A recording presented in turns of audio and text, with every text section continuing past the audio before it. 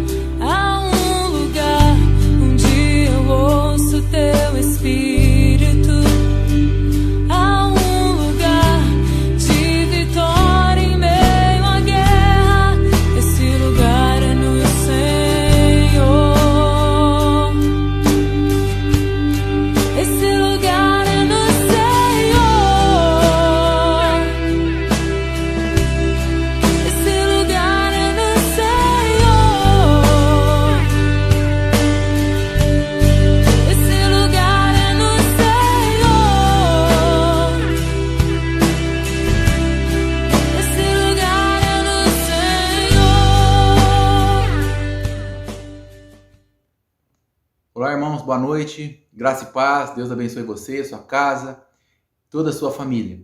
Uma grande alegria e um prazer para todos nós podermos estar juntos mais uma vez, né? Cada um na sua casa, mas juntos em pensamento, em coração e em espírito, para podermos prestar nosso culto a Deus dessa maneira, ouvindo canções e no coração e mesmo com os lábios, exaltando o seu nome e dando toda a reverência à tua palavra, e ouvindo aquilo que Ele tem para dizer para nós, para buscar, praticar e com isso agradá-lo, cumprir a sua vontade em nossas vidas.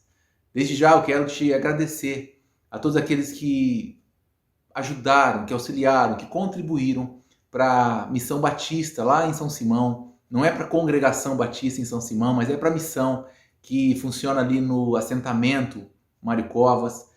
Tem algumas fotos aí. A gente disse domingo passado que o assentamento havia sofrido alguns danos estruturais e tem algumas fotos aí dessa semana, mais recentes, que o pastor Lucas encaminhou para mostrar a situação em que se encontra o acampamento, né? A missão no acampamento. Eles tiveram que já remover algumas telhas, você está conseguindo ver aí. Deus abençoe você que ajudou.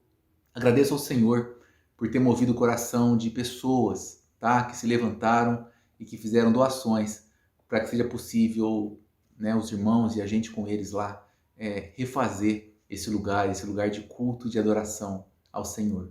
Irmãos, presta o seu culto nessa noite, dá ouvidos àquilo que Deus tem para dizer para você, por meio da sua palavra. A gente vê em Mateus capítulo 8, que Jesus desce de um monte e uma grande multidão o acompanhava. Mas uma pessoa em especial, um leproso, se aproxima dele, se prostra de joelho e pede ao Senhor: Senhor, se o Senhor quiser, o Senhor pode me purificar. Jesus estende a sua mão, diz a Bíblia, Mateus 8, toca naquele leproso e diz assim: eu quero sim, seja purificado. E naquele exato momento, a lepra daquele homem o deixou. Perceba, havia uma multidão em torno de Jesus, mas há notícias apenas desse homem, que se aproximou ainda um pouco mais de Jesus. Não fique só aí, prestando atenção, ouvindo, mas concentre-se, aproxime-se do Senhor Jesus e diga, assim como aquele homem: Senhor, toca na minha vida. E se você tem dúvida de que Deus quer mudar a sua vida, você tem dúvida que Deus quer se compadecer de você, se Ele quer te ajudar, que seja de uma vez por todas a palavra dele na sua vida. Eu quero, sim, eu quero. E Ele tocou naquele homem e mudou a sua sorte, tirou a sua vergonha, mudou a sua situação de saúde, mudou a sua rejeição, transformou completamente a vida daquele homem que havia se aproximado de Jesus. Diga hoje também: Senhor, toca em mim. Senhor, toca em mim. Toca na minha vida. Escreve aí nos comentários isso, se é a tua vontade, para que todos nós juntos possamos dizer: Senhor, toca na minha vida. Jesus, toca em mim. Escreve aí nesses comentários. Enquanto isso, a gente vai ouvir essa canção e a gente já volta. Vamos orar. Meu Deus e Pai, nós te agradecemos pelo dia de hoje e pela oportunidade que temos de prestar culto ao Senhor. Jesus, o Senhor que tocou naquele leproso e mudou de uma vez por todas a sua história. Deus, toca também nas nossas vidas. Toca na minha vida, Pai, nesse dia. Eu te peço, toca em mim, ó Jesus. Envia a tua palavra ao nosso coração. Escreve aí. Jesus, toca em mim nesse dia. É o desejo do meu coração. Escreve aí nos comentários enquanto a gente escuta essa canção e a gente já volta com a palavra do Senhor. Deus te abençoe. Um grande abraço. Há um lugar onde a inconstância não me domina. Há um lugar onde minha fé é fortalecida. Há um lugar onde a paz é quem governa. Esse lugar é no Senhor. Há um lugar onde os sonhos não se abortam. Há um lugar onde o temor não me enrijece.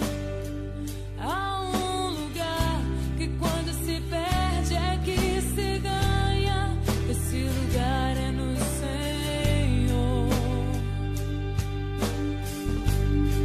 Esse lugar é no Senhor.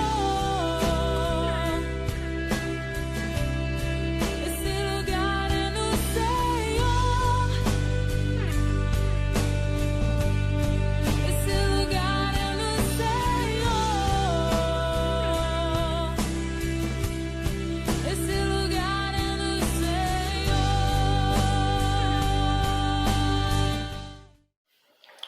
Olá, irmãos, tudo bem? Boa noite, graça e paz, que as misericórdias do Senhor Jesus Cristo estejam sobre sua vida e que a paz do Espírito Santo possa estar na sua casa.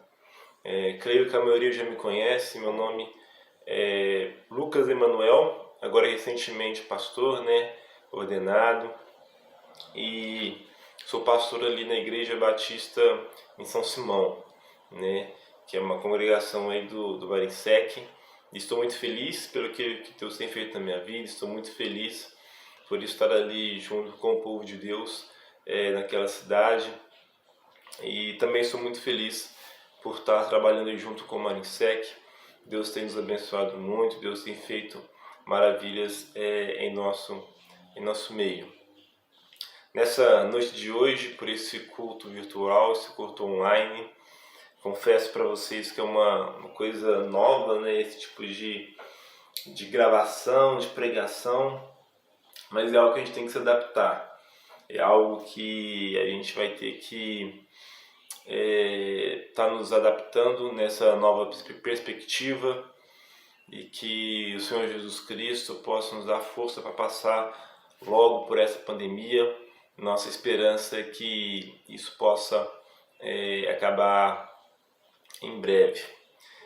Quero te convidar nessa noite a meditar no texto de 1 Tessalonicenses, aliás, 2 Tessalonicenses, capítulo 1, segunda carta de Paulo à igreja de Tessalônica, capítulo 1, nós vamos meditar nesse texto. Antes de abordar o texto, quero reforçar com você um apelo que o Hector já tem feito. Eu quero apenas reforçar, mas é a nossa ajuda ao missionário que está ali no assentamento, muito próximo ali a São Simão, o missionário chamado Max. Ele tem enfrentado algumas dificuldades, lugares onde eles usam para o culto, ele veio abaixo, ele sofreu avaria devido a uma chuva forte, uma tempestade forte que deu, e chegou a cair parte da parede, parte do telhado, e aí eles estão reconstruindo esse local. Por isso nós estamos levantando uma oferta. A oferta mínima é de R$30. Então você que pode ofertar, dar uma oferta mínima de R$30, que você possa ir procurar a irmã Bia lá de São Simão, ou vem conversar comigo ou com o Hector, para a gente poder te instruir melhor como que você possa ofertar, mas que você possa ofertar, porque sem dúvida essa oferta vai ser de grande necessidade. para o reino de Deus.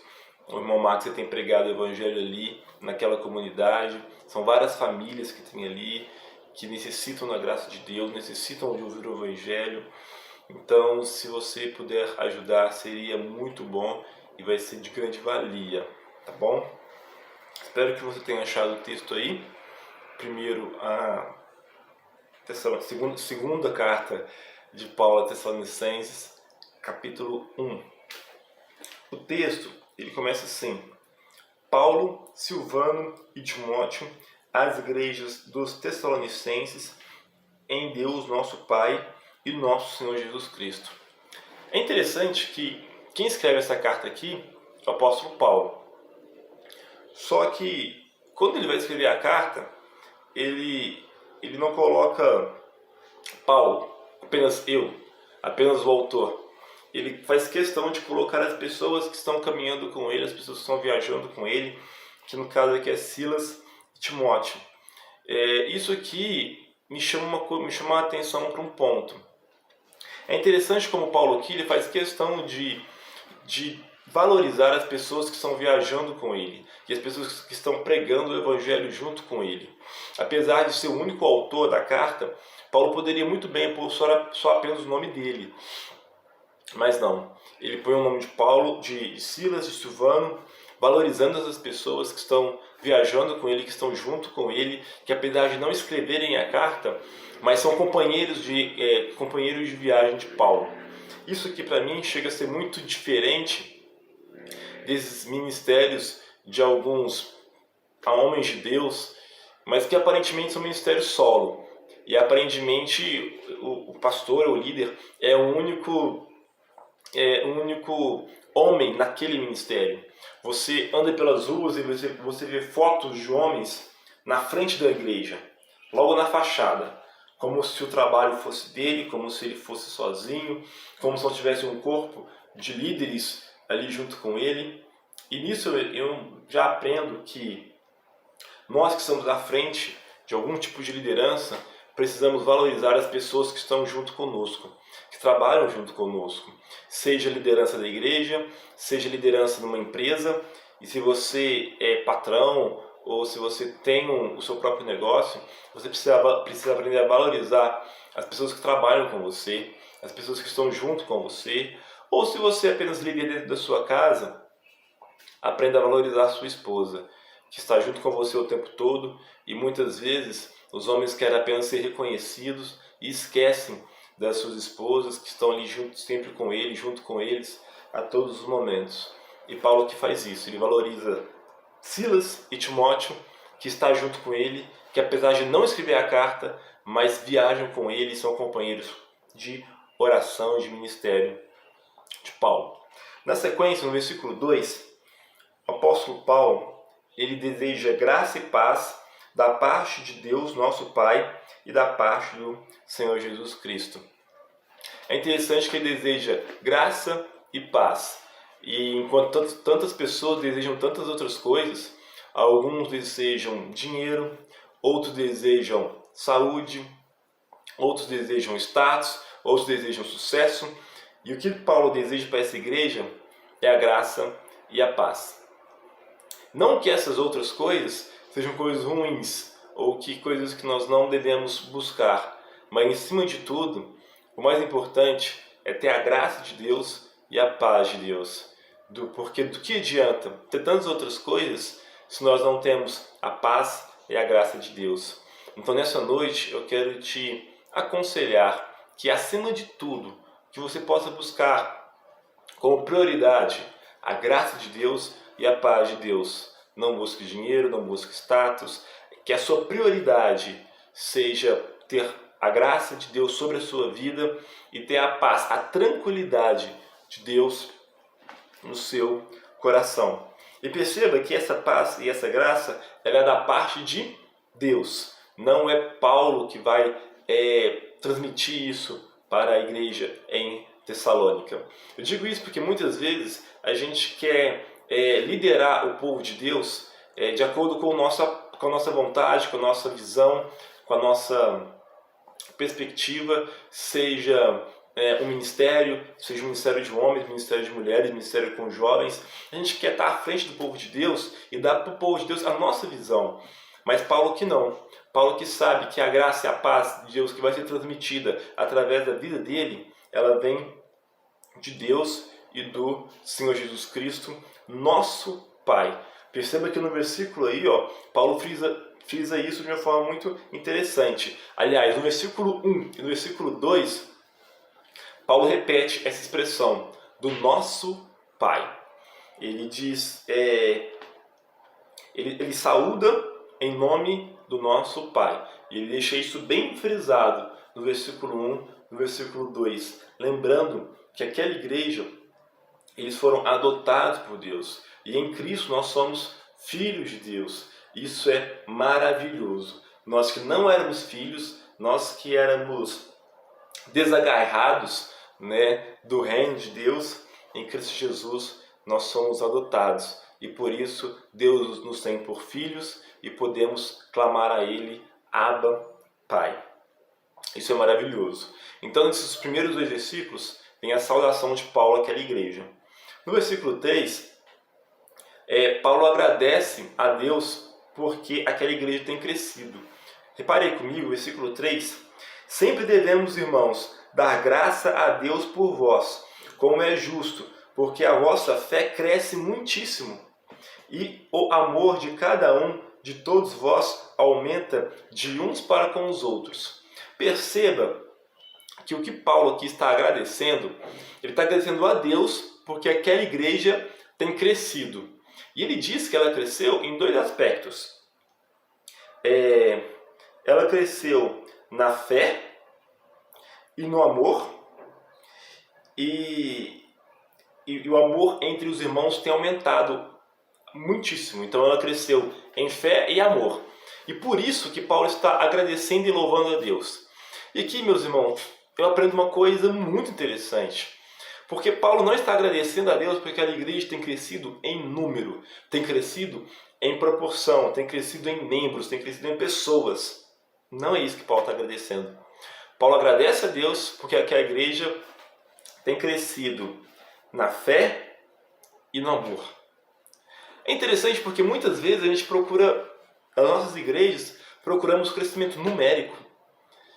E a gente fica às vezes agoniado ou incomodado quando a igreja não tem crescido numericamente. E eu tenho tentado passar isso para os irmãos lá em São Simão.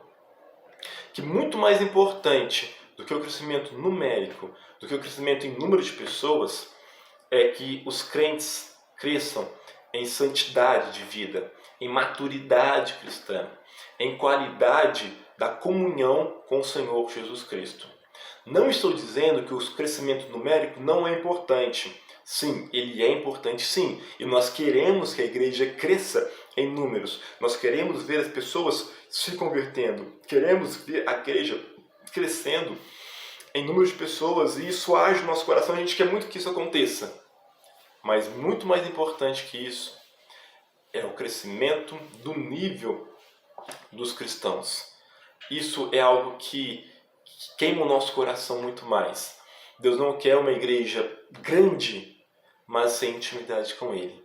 Deus quer uma igreja que viva no amor do Senhor Jesus Cristo. Versículo 4 agora. De maneira que nós mesmos nos gloriamos de vós nas igrejas de Deus, por causa da vossa paciência e fé, em todas as vossas perseguições e aflições que suportais. Paulo está dizendo aqui que ele se gloria entre as igrejas daquela igreja de Tessalônica. O que é se gloriar aqui? Se gloriar aqui é falar bem. É como se Paulo falasse assim: eu me orgulho de vocês diante das outras igrejas. Eu falo bem de vocês diante das outras igrejas e diante de Deus.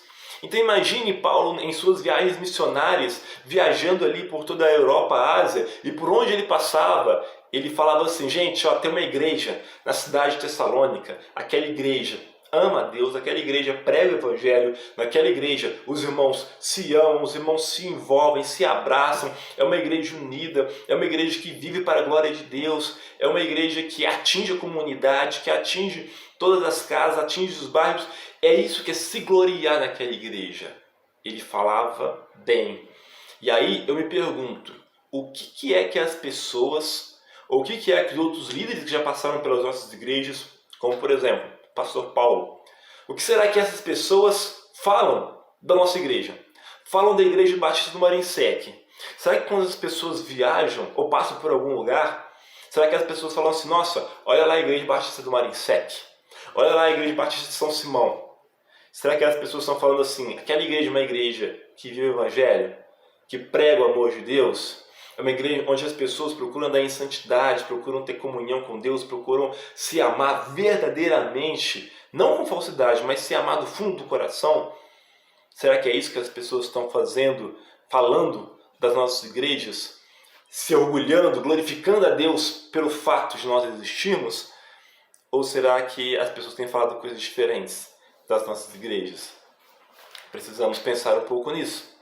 E é interessante que nesse versículo 4, ele fala que ele se gloria da paciência e da fé. Porque são igrejas onde as pessoas têm paciência e as pessoas têm fé. Qualidades de uma verdadeira igreja e de um verdadeiro cristão. Mas o interessante é que não é apenas disso que ele se gloria ou que ele se orgulha. Mas ele também se gloria porque essa igreja tem passado por perseguições e aflições e tem suportado. Final do versículo 4. Ele se gloria por todas as perseguições e aflições que suportais. Aí você vira para mim e fala, Lucas, agora eu não entendi. Eu entendo Paulo se gloriar que a igreja, ou se alegrar, ou se orgulhar que a igreja tem sido uma igreja de fé e de paciência, até eu entendo. Mas como assim se orgulhar porque a igreja tem sido perseguida e tem passado por aflições? Porque, meus queridos, é na perseguição e na aflição que nós sofremos. E saiba que todo aquele que quer viver piamente o Evangelho há de passar por perseguição. Então, quando Paulo diz que essa igreja está sendo perseguida, é porque ele sabe que aquela igreja tem realmente vivido o Evangelho, pregado o amor de Deus, e por isso ela tem sofrido aflições, e nisso é que ela tem crescido. É por causa dessas aflições que Deus tem dado o crescimento espiritual para aquele povo. Então, quando você for perseguido, quando você passar por aflição, saiba que é Deus trabalhando em você, trabalhando em seu caráter, para que você possa crescer e que a sua igreja possa crescer com o seu crescimento. Leia comigo o versículo 5. Diz assim, isso é uma prova clara do justo juízo de Deus, para que sejais ávidos por dignos do reino de Deus, pelo qual também padeceis. Paulo está dizendo que o sofrimento que eles estão enfrentando, que eles estão padecendo, é a prova clara que eles são herdeiros do reino de Deus, que eles são salvos, convertidos e que eles vão estar em Cristo Jesus. O fato que eles estão suportando o sofrimento em fé, em paciência, isso é uma prova de que eles são realmente cristãos convertidos. É como se Paulo estivesse falando assim para você. Se alguém questionar a sua conversão, se alguém questionar a sua fé, sabe o que você faz? Pega a sua vida e mostra o seu sofrimento.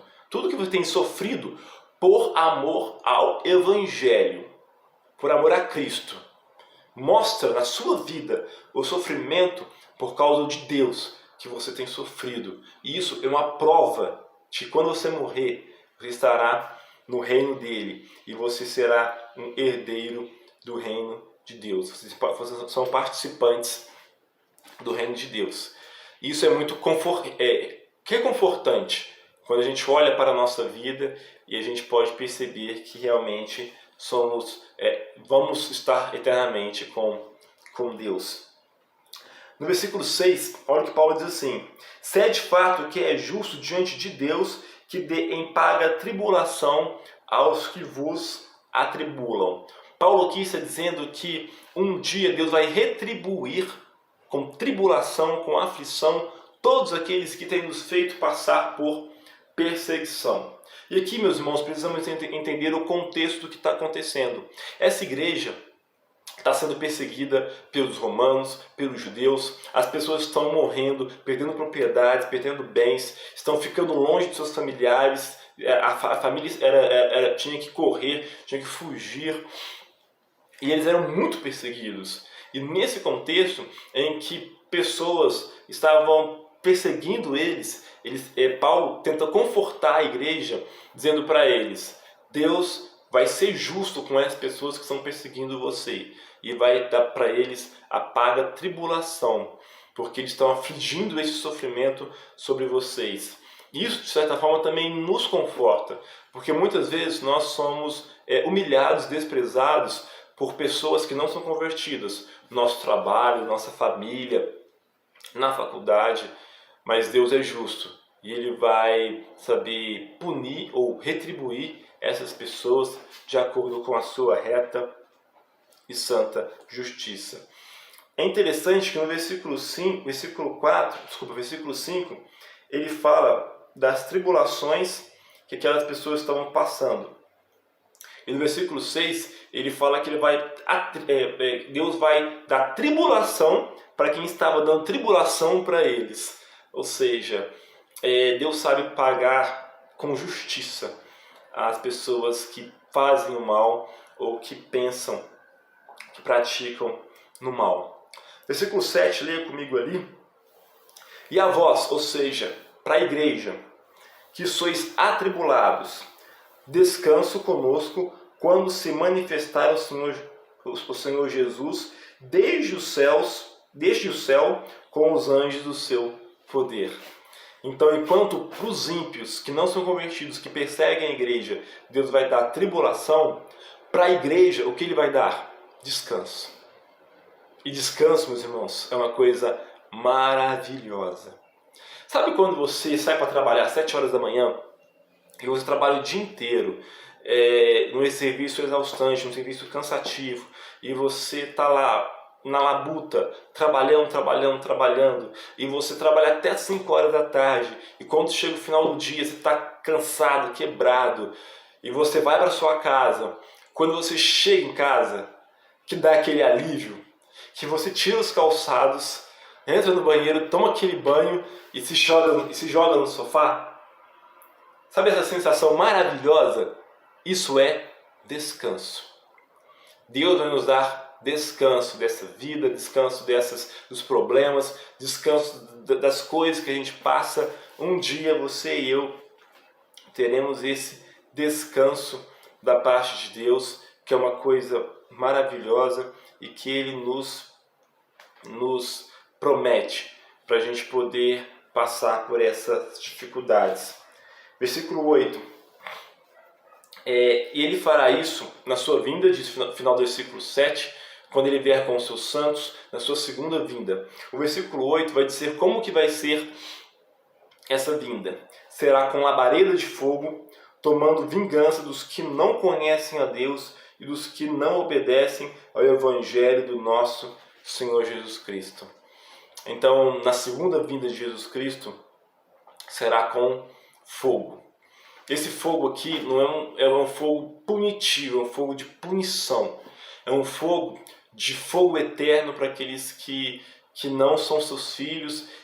Na verdade, o versículo separa aqui 2 grupos de pessoas que vão sofrer essa punição. Os que não obedecem a Deus e os que não conhecem o seu Evangelho.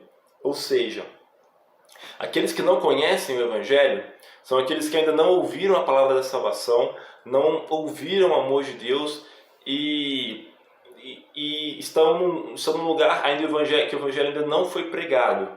É por isso que nós precisamos pregar o Evangelho, investir em missões, mandar missionários para lugares onde o Evangelho não chegou e sustentar esses missionários, porque as pessoas que não conhecem o Evangelho vão sofrer essa punição com o fogo de Deus. O segundo grupo de pessoas que vão sofrer essa punição são aqueles que não obedecem ao Evangelho. Final do versículo 8. Porque aqueles que não obedecem também não são convertidos e também vão sofrer a punição na segunda vinda de Cristo, porque não se converteram. Às vezes estavam dentro da igreja, às vezes estavam no contexto de uma igreja evangélica e não eram salvos, e não foram salvos. Eles ouviram, mas não obedeceram. Estavam dentro da igreja, mas não eram convertidos. E essas pessoas vão sofrer esse justo, a vingança de Deus, diz o versículo 8. Eu sei que você já ouviu algumas pessoas falarem que Deus não se vinga, que Deus não é um Deus de vingança. Mas o versículo 8 diz justamente isso, que ele tomará vingança dos que não obedecem e não conhecem. A vingança de Deus, meus irmãos, ela é muito clara na Bíblia. No Antigo Testamento, Deuteronômio, capítulo 35, Ezequiel, capítulo 25, fala que minha é a vingança, assim diz o Senhor. Em Romanos 12, em Hebreus 10, a mesma coisa. O texto bíblico diz, minha é a vingança, diz o Senhor. Então Deus ele vai retribuir com a sua ira santa sobre aqueles que não obedecem ou conhecem o Evangelho. Versículo 9. Essas pessoas, os quais, por castigo eterno, padecerão eterna perdição, longe da face do Senhor e da glória do seu poder. Eu sei que você também já escutou muitas pessoas falando que Deus não castiga ninguém. Mas olha aí como começa o versículo 9. Os quais, por castigo, padecerão eterna perdição. Castigo de quem? Castigo de Deus.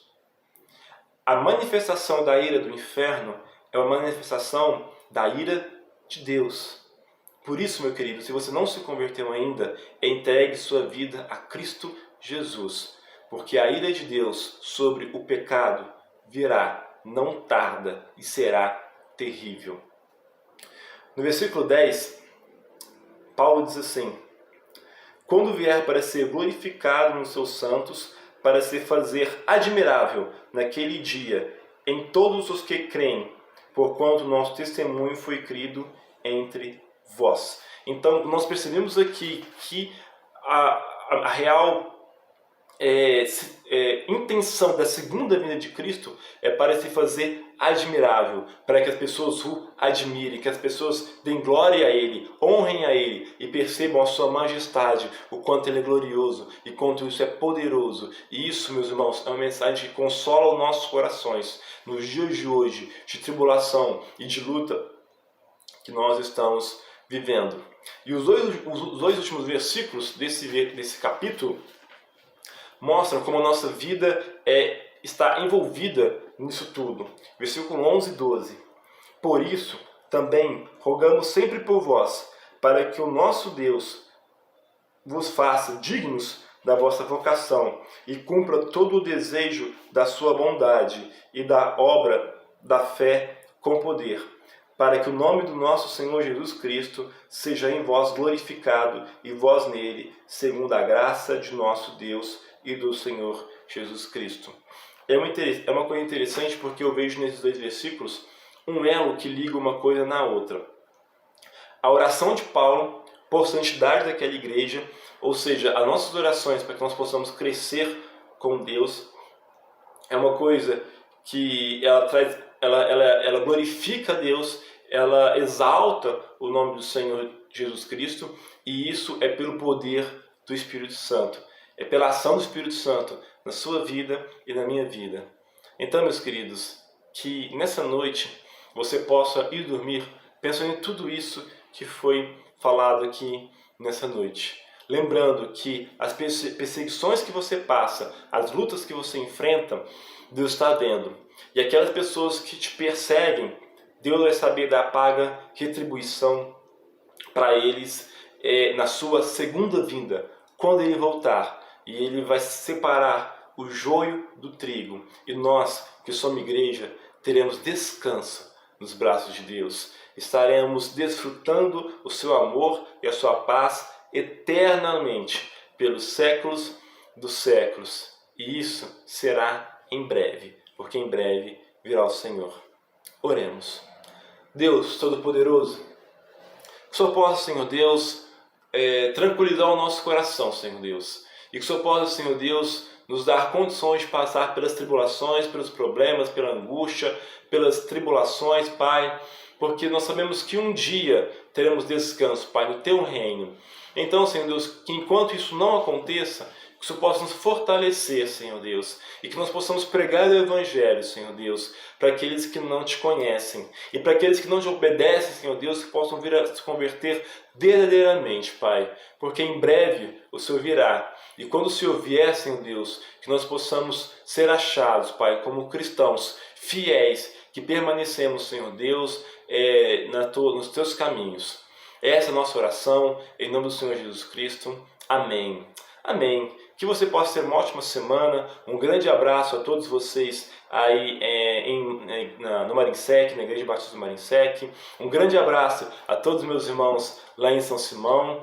E que essa pandemia possa passar logo e que em breve nós possamos nos reencontrar e glorificar a Deus junto mais uma vez. E que nessa semana o poder do Espírito Santo possa te revestir para que você possa passar por todas as situações, sempre glorificando a Deus e adorando o nome dEle. Boa noite, boa semana e que você possa estar com o Senhor Jesus Cristo. Amém. Deus te abençoe.